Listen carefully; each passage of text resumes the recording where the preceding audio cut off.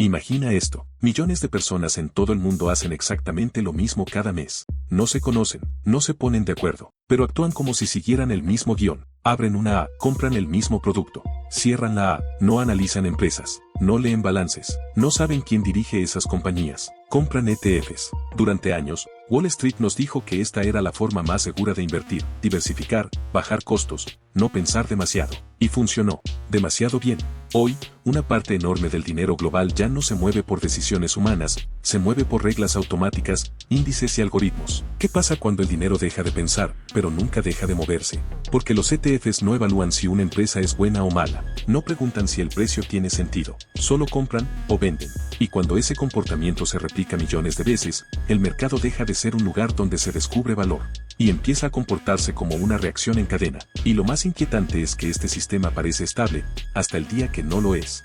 Este video no trata sobre si los ETFs son buenos o malos, trata sobre algo más profundo. ¿Qué pasa cuando todo el sistema financiero depende de la misma lógica al mismo tiempo? ¿Y por qué eso podría convertir a la próxima corrección en algo muy distinto a lo que hemos visto antes? ¿Cómo se crean los ETFs? ¿Quién realmente mueve los hilos? Los ETFs no los crea el mercado, no los crea el inversor minorista. Y definitivamente no los crea tu app de inversión. Los ETFs los crean un puñado de instituciones gigantes. Se llaman participantes autorizados y entre ellos están nombres que ya dominan Wall Street: Goldman Sachs, JP Morgan, Morgan Stanley, Citadel Securities, Jane Street, bancos y traders con acceso directo al corazón del sistema financiero. Ellos son los únicos que pueden hacer algo clave: crear nuevas participaciones de ETFs o destruirlas. ¿Cómo funciona en la práctica? Cuando millones de personas compran un ETF como el S&P 500, no se compran acciones una por una, no hay análisis individual, no hay decisión humana en cada compra. Un banco como JP Morgan entrega un paquete de acciones. El ETF crea nuevas participaciones, y el dinero entra al mercado en bloque. Todo se mueve rápido, todo parece líquido, todo parece estable. Pero el problema clave es que este sistema fue diseñado para escalar cuando el dinero entra, no para resistir cuando el dinero huye. El detalle incómodo es, cuando el mercado cae fuerte y todos quieren vender al mismo tiempo, no vende el inversor promedio, no vende el fondo. Venden los mismos bancos que crean los ETFs. Y aquí aparece la pregunta que casi nadie quiere hacer. ¿Qué pasa si instituciones como Goldman o Citadel deciden reducir riesgo al mismo tiempo? Porque ellos no están obligados a sostener precios, no están obligados a absorber pérdidas infinitas. Actúan primero para proteger su propio balance. La liquidez que ves en pantalla depende de decisiones tomadas por muy pocos actores. ¿Y si los mayores proveedores de liquidez se convierten en los primeros en retirarse? En ese momento, el ETF sigue cotizando, pero el precio ya no refleja el valor real de lo que contiene. Y eso es lo que casi nunca se explica, porque el verdadero riesgo no es quien crea los ETFs cuando todo va bien. El verdadero riesgo es este: ¿qué tan líquida es una inversión cuando depende de que 5 o 6 instituciones gigantes sigan apostando al mismo juego? En el siguiente bloque vamos a hablar de eso, de la liquidez que parece infinita, hasta que desaparece. La liquidez que puede desaparecer, cuando el mercado descubre que no hay salida. Los ETFs se venden como uno de los instrumentos más líquidos del planeta. Comprar es fácil, vender es instantáneo. Un clic, y listo. Pero esa liquidez tiene un detalle que casi nadie menciona. No nace del ETF.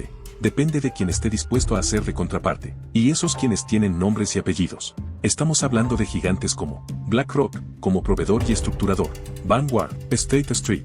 Del otro lado, creadores de mercado como Citadel Securities, Jane Street, Goldman Sachs. Ellos son los que mantienen el mercado funcionando. Mientras hay calma, funciona de maravilla. El problema real que no sale en los folletos.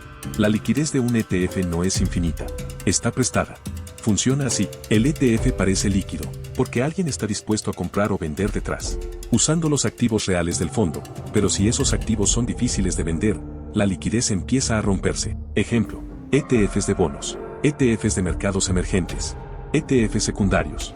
En pantalla parecen líquidos, por dentro, contienen activos que no lo son. ¿Qué pasa cuando un ETF se puede vender en segundos, pero los activos que contiene tardan días o semanas en liquidarse?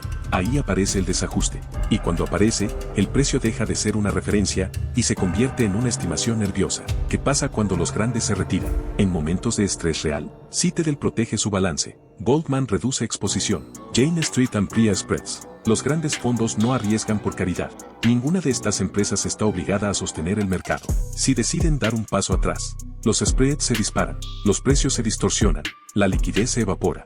y el inversor promedio se queda mirando la pantalla preguntándose, ¿por qué estoy vendiendo tan barato si ayer valía más? Porque sí, la liquidez puede desaparecer. La siguiente pregunta es aún más peligrosa. ¿Qué pasa cuando no solo desaparece la liquidez, sino que todos venden exactamente lo mismo al mismo tiempo? Eso nos lleva al siguiente bloque, el momento en que el mercado deja de caer por empresas y empieza a caer por comportamiento colectivo, el efecto rebaño. Cuando el mercado deja de pensar. Durante décadas, el mercado funcionó con todos sus efectos bajo una lógica simple. Antes el dinero buscaba empresas buenas. Se premiaba gestión, innovación, eficiencia. Una empresa podía caer, mientras otra sobrevivía. Había errores, había burbujas, pero había decisiones humanas. Hoy, esa lógica está cambiando. Ahora el dinero no elige empresas, el dinero sigue índices, entra y sale por flujos, no por fundamentos. Compra todo, o vende todo, el mercado ya no se mueve por análisis. Se mueve por comportamiento colectivo, psicología de masas y los ETFs. Aquí entra la parte más peligrosa. Los ETFs convierten una decisión compleja en un gesto simple, comprar el mercado, vender el mercado. Eso reduce fricción, pero también elimina reflexión. Riesgo sistémico número 2, sincronización extrema. Cuando el miedo aparece, no se vende una empresa mala, no se vende un sector débil, se vende todo el índice. El pánico ya no se filtra, se propaga. ¿Qué tan estable puede ser un sistema donde millones reaccionan igual al mismo tiempo? El efecto dominó en índices completos. Imagina esto, un ETF grande empieza a recibir ventas. Para responder, vende los activos del índice. Eso baja los precios. Otros ETFs, que siguen el mismo índice, detectan la caída, reciben más ventas. Venden aún más, se crea un ciclo. No porque las empresas estén peor, no porque haya cambiado la economía real, sino porque el flujo cambió de dirección. El índice cae, el ETF amplifica, el mercado acelera, y todo ocurre más rápido de lo que el cerebro humano puede procesar. Cuando los Big Three mueven el mismo interruptor, aquí el tema se vuelve realmente incómodo. Los ETFs más grandes del mundo están dominados por tres nombres: BlackRock, Vanguard, State Street. Juntos, gestionan billones de dólares replicando los mismos índices. No toman decisiones emocionales. No entran en pánico, pero cuando ajustan ponderaciones, rebalancean carteras y responden a flujos masivos, mueven el mercado entero de una sola vez. ¿Qué pasa cuando los mayores administradores de capital del planeta ejecutan la misma lógica al mismo tiempo? No es coordinación secreta, es algo más frío, es alineación estructural. ¿Esto sigue siendo capitalismo o es un piloto automático financiero sin frenos? Porque cuando todo está indexado, nadie decide qué empresa merece capital, nadie castiga malas decisiones individuales, el sistema premia tamaño no calidad, y eso cambia algo fundamental. El mercado ya no selecciona, el mercado replica. Y si el dinero ya no distingue si la liquidez puede desaparecer y si todos reaccionan igual, la siguiente pregunta es inevitable: ¿qué pasa cuando este sistema entra en estrés real y no hay suficientes compradores para sostenerlo? Eso nos lleva al siguiente bloque, donde hablamos de la concentración de poder y del riesgo de un sistema demasiado grande para fallar. El gran problema, cuando la eficiencia se convierte en fragilidad. Aquí está la revelación que incomoda a Wall Street. Los ETFs no crean el riesgo, lo amplifican. Durante años, este sistema fue celebrado por las mismas instituciones que hoy lo dominan, desde BlackRock, Vanguard y State Street, hasta los grandes engranajes de Wall Street como Goldman Sachs, JP Morgan, Morgan Stanley, y los creadores de mercado como Citadel y Jane Street. Todos empujaron la misma idea: eficiencia, bajo costo, diversificación, y en tiempos buenos funcionó. Cuando todo sube, en épocas de crecimiento, los ETFs aportan estabilidad, el dinero entra de forma constante, los índices suben, la narrativa es perfecta: estabilidad, eficiencia, crecimiento. Estados Unidos lo celebró, Wall Street lo escaló, el dólar lo absorbió, el sistema parecía indestructible. Cuando el ciclo se da vuelta, pero el mercado no vive solo de épocas buenas. Cuando llega el estrés real, inflación, subidas de tasas de la Reserva Federal, shocks geopolíticos o simplemente miedo, el mismo mecanismo se invierte. Los flujos salen de los ETFs. Los ETFs venden los activos. Los índices caen. Otros ETFs replican la caída.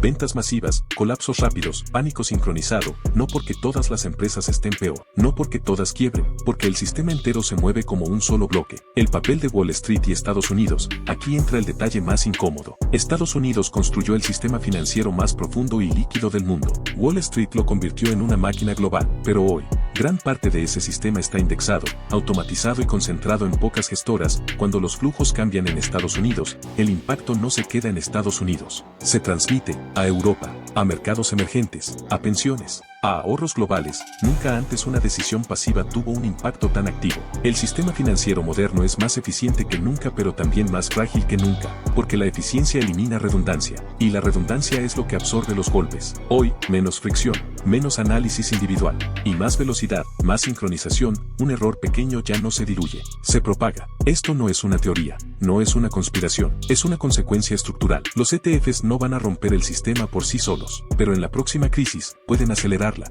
pueden profundizarla, pueden volverla más difícil de controlar, porque cuando el dinero deja de decidir y solo replica, el mercado deja de corregir lentamente y empieza a reaccionar violentamente. ¿Entonces son malos los ETFs? No, y esta es la parte que incomoda. Los ETFs no son villanos. Son una de las herramientas financieras más brillantes jamás creadas, baratos, eficientes, transparentes, accesibles para millones de personas. El problema no es el instrumento. El problema es el comportamiento colectivo que generó. El riesgo aparece cuando demasiado dinero va al mismo lugar, demasiadas decisiones se toman de forma automática y casi nadie se pregunta qué hay debajo del índice. No es una bomba que explota. Es una presión que se acumula lentamente en silencio hasta que algo cede, y cuando cede, ya es tarde para preguntar quién apretó el botón. Los ETFs no hicieron ruido, no causaron pánico, no protagonizaron titulares, pero cambiaron Wall Street más que cualquier crisis financiera.